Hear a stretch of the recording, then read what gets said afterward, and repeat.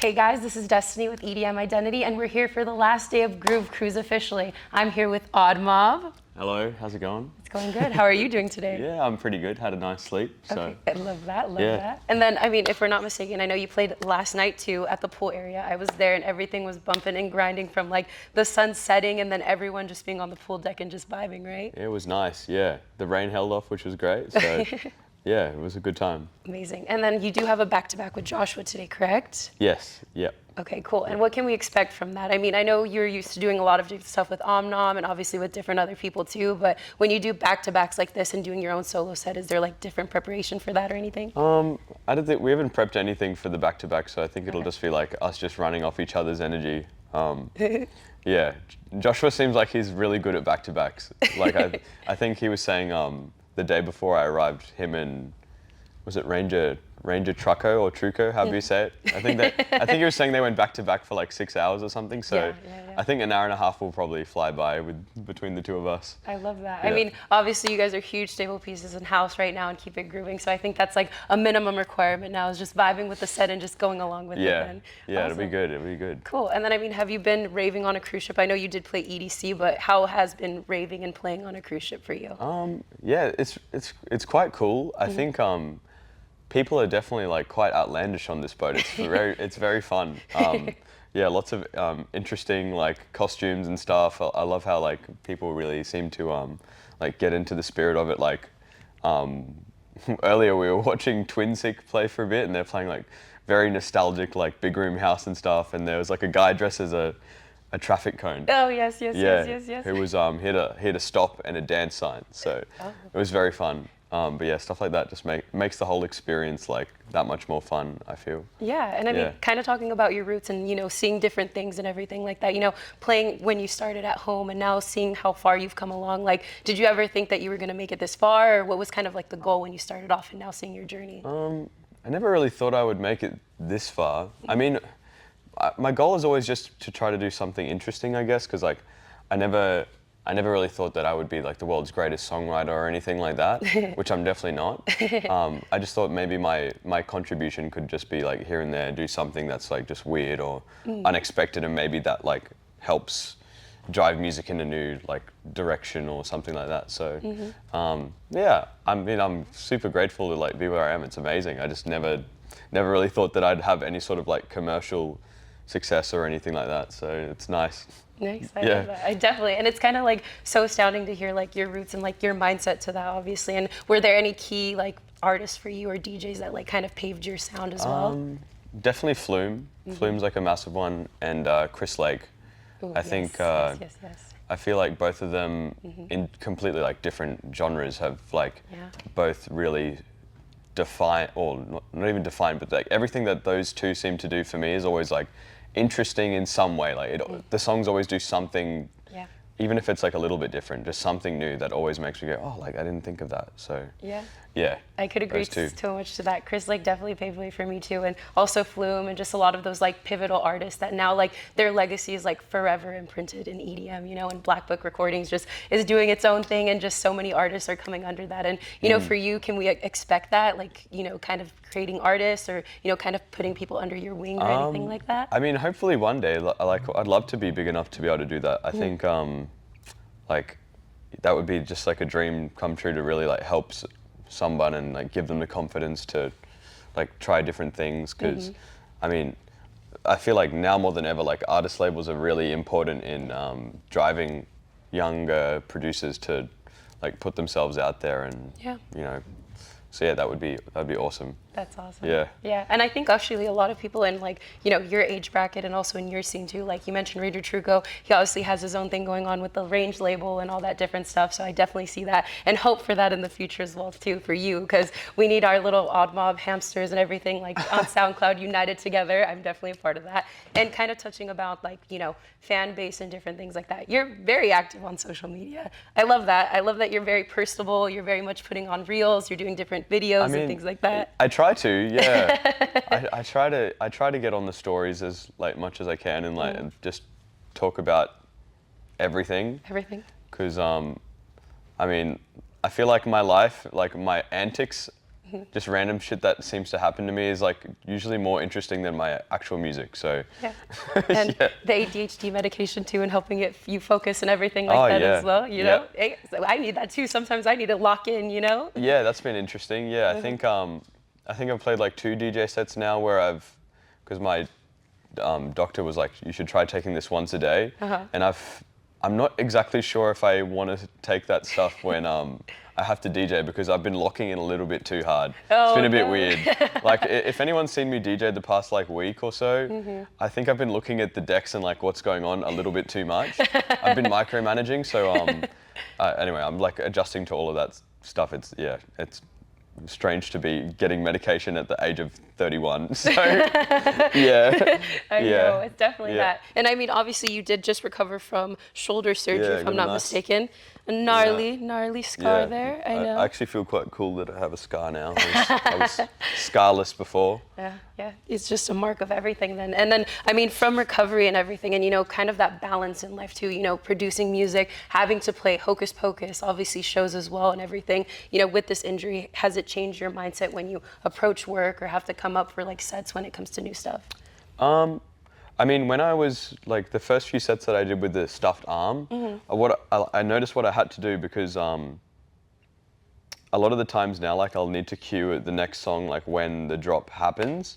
But when I had one arm, I can't start the new song and like do some sort of hand gesture to like get people excited. Yeah. So I've started like looping tracks in a lot earlier, and then I can just kind of release the loop later on after I like, you know, because I do find that at least putting a hand up here and there really helps people to get engaged because like, you know, sometimes when you're out partying and the build is really long, you might not exactly know when that moment's coming. So a little hand gesture does go a long way for some people. Lets the crowd know and everything. Yeah, but you know, the old hand in the air, yeah. It's like, it's coming for sure. Amazing. And you know, kind of talking about 2025 and a lot of things happening for you. I mean, what are your goals for 2025? What can we expect from you? In 2025, I would love to do a lot less like kick bass, because I feel like I did a little bit too much of that last year.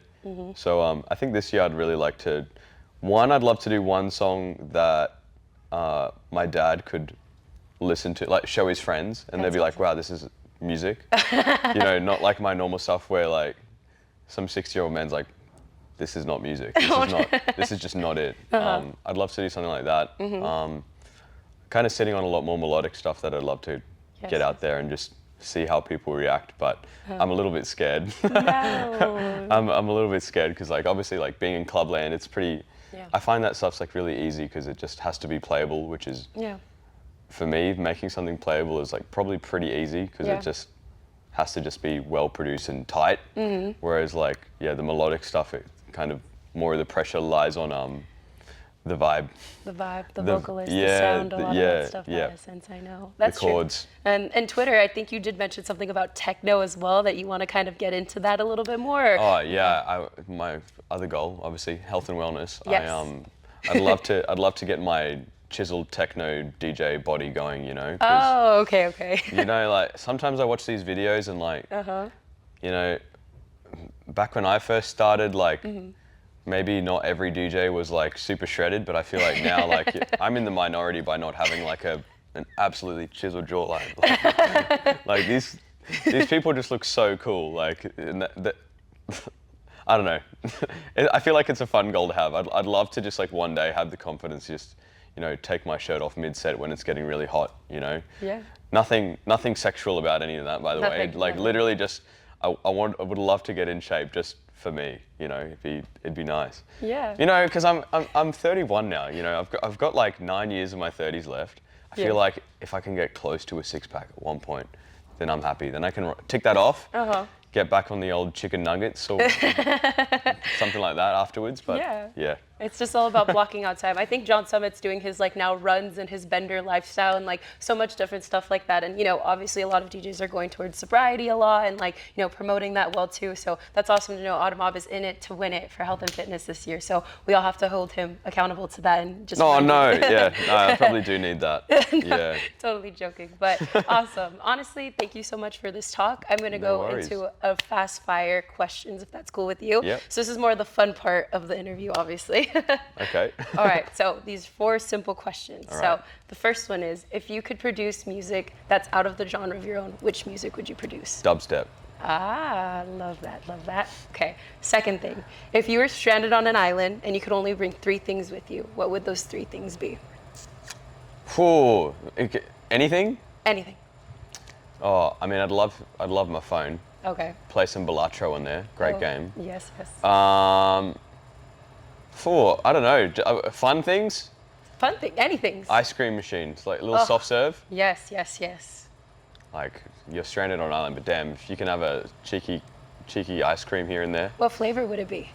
Just your stock standard, just vanilla A soft swirl. serve. Yeah. Yeah, okay. Yeah. High in calories too. Keep me alive for a bit longer. That's smart, that's smart. And then, I don't know, like a fishing rod maybe. Survival right here for some sushi or some fish or something. Yeah, and you know, a bit of entertainment. All of that. And Yeah. then number 3, if you could curate your own festival, what would be components to that festival that would need? Whew.